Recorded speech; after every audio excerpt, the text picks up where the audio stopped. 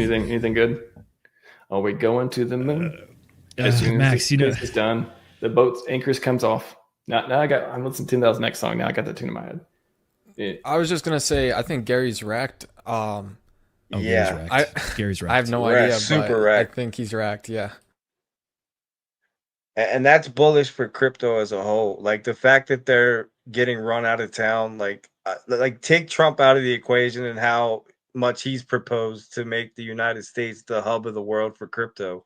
Just the fact that we're getting Gary out of there, like alone, is just clearing the runway.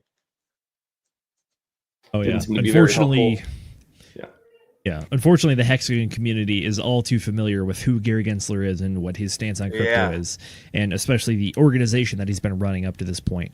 But we had I don't know if you were paying attention to the legal saga going on, but we had the hearing back in October, and it went very well, in my personal opinion. Right now, we're waiting to see if the motion to dismiss is going to be granted. I think there is a very good probability. Although when it comes to motions to dismiss, they typically have about a 10% acceptance rate or granted rate, which is that 10% of the time they actually dismiss it.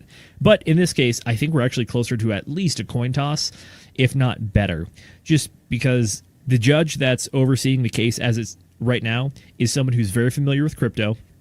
And at a glance, the hearing that we had in New York City on the 31st shows that the judge was really looking into what is the SEC jurisdiction over this kind of thing, considering that she was asking questions like, where does the blockchain live? Where are these wallets hosted? What is the geographic location of these things? And do you, SEC, have jurisdiction over them? The only way that they were able to kind of claim jurisdiction over it is trying to muddy the timeline of the entire thing and claim that Richard Hart was appealing to the United States at these various events, ignoring the fact that they happened months after any of the sacrifices or launch events happened, and that he did not advocate on his own. He was invited to receive an award for a Lifetime Achievement Award. It's when you mix up the timeline like that so poorly, that when you're actually arguing over the facts in the hearing before any sort of bench trial or anything, that kind of stuff shows that the case at hand is very weak.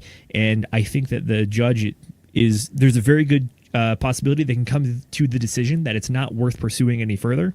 So the motion to dismiss could be granted.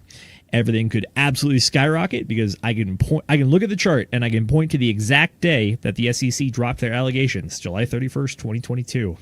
And that is the single day on the chart where you see a massive price drop due to it. So as it stands right now, I think Richard Hart and his legal team, they're a bunch of killers. They are studs. They are the all-star team. They are worth every penny, and they're quite expensive, I will say. So as it stands right now, I think that this is going to be one of the great wins in the crypto sphere. And with Gary Gensler on the way out, there's only one other person who really is on the chopping block right now, and that is Caroline Crenshaw.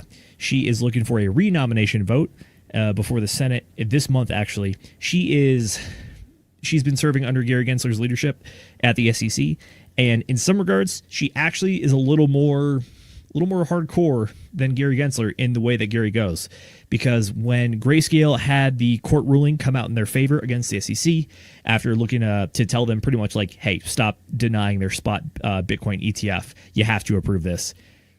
She was one of the few people that actually took up the case and said, no, I think the court got this wrong for these reasons. And one of the main reasons was she's like, we don't like that the SEC doesn't have jurisdiction over a global market. Therefore, we don't want to approve these ETFs. And it's stuff like that, it's showing that you really don't have a mind for the idea that crypto can be an American industry. Crypto is a global thing. It's theoretically interstellar even, because you can do it through the satellites. But if you're not fostering the crypto industry and community in the United States, what are you doing? You're falling behind. That's what you're doing. Bingo. Well, the crypto packs seem to make it, what Brian Armstrong say about like make it something their own, make it not profitable or not tenable to be anti-crypto anymore. It's like if you know all the stuff that's happened in election stuff too. Super interesting.